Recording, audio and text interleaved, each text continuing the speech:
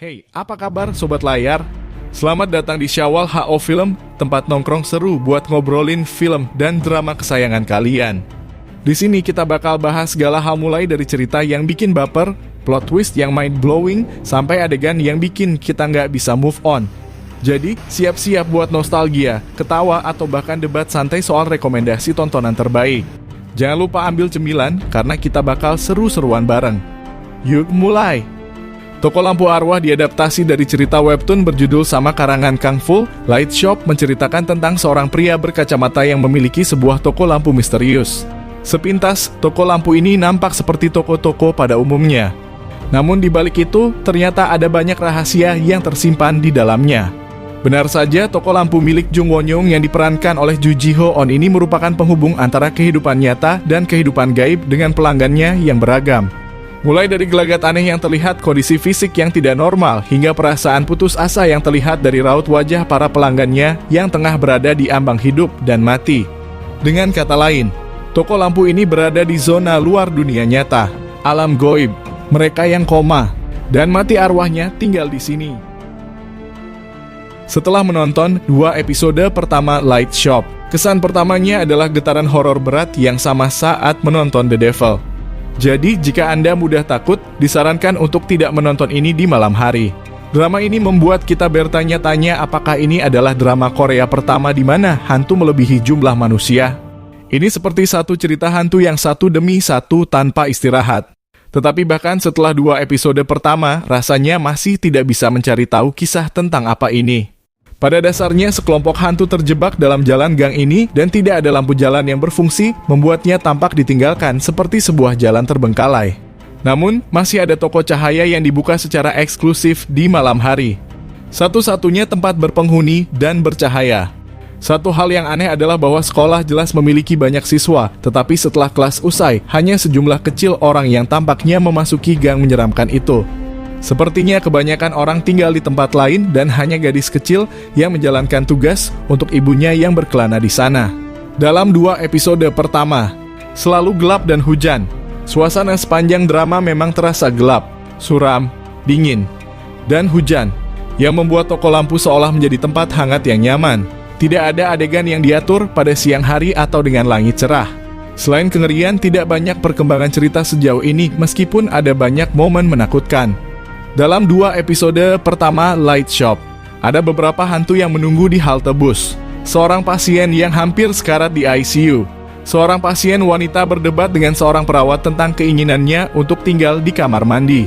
Seorang wanita hantu di gang yang rambutnya tumbuh lebih tinggi dan lebih lama.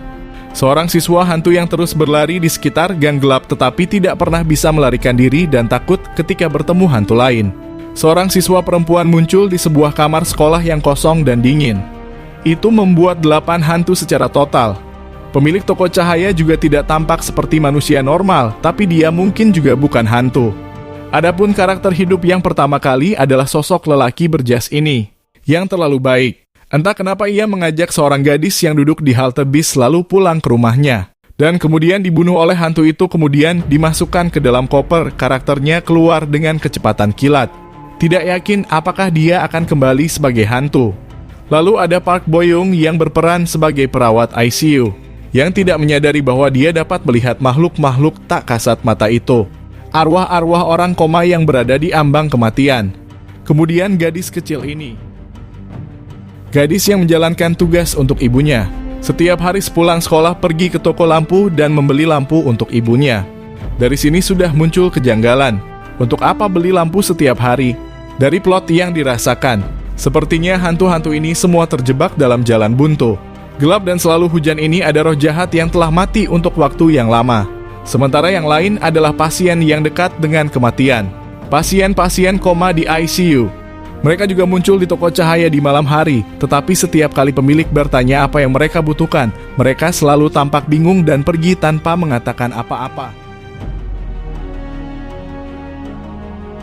Inilah sebabnya sejauh ini sulit untuk mengatakan apa yang ingin dilakukan. Tentu saja, Light Shop terlihat dibuat dengan baik.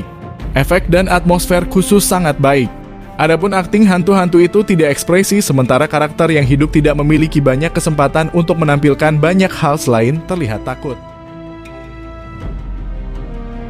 Awalnya kita mengira siswa yang berlari dan bernyanyi masih hidup karena dia sepertinya melihat sosok hantu. Tetapi kemudian Seol Hyun berkata, "Kamu sama." Dan kita menyadari bahwa dia juga hantu selama ini. Terletak di ujung gang gelap tanpa cahaya, toko lampu milik Jungwon yang ini menjadi satu-satunya toko dengan penerangan paling baik yang memiliki koleksi lampu paling lengkap. Mulai dari lampu kekinian hingga model jadul yang ditampilkan. Toko lampu ini diceritakan sebagai alam baka, tempat kehidupan nyata dan kematian bertemu, di mana pembeli dari toko lampu ini tidak hanya dari golongan manusia, namun juga dari golongan gaib yang penasaran. Gak heran kalau di awal episode drama ini, kamu mungkin akan dibuat bingung sekaligus menerka-nerka maksud dari setiap adegan yang disajikan. Namun untuk lebih mudahnya, kamu bisa mengamatinya dari transisi tone warna yang digunakan. Selain itu, alur campuran yang digunakan dalam drama ini juga turut menambah terkaan tentang maksud dari drama ini. Hingga akhirnya memasuki episode 4, jawaban itu saya temukan. Pengemasan cerita yang unik dengan konflik beragam membuat cerita ini semakin menarik untuk diikuti. Pada akhirnya kita mengetahui bahwa sosok yang benar-benar hidup di dalam drama ini hanyalah para perawat. Dan sosok yang sibuk bolak-balik dengan keresahan di jalan gang gelap adalah orang-orang yang koma. Dan yang tinggal selamanya di dalam gang itu adalah orang yang mati. Gang gelap itu alam baka. Sosok arwah orang yang koma akan menemukan cahayanya sendiri di toko lampu itu. Jika ia menyentuh lampu itu, maka ia akan kembali hidup.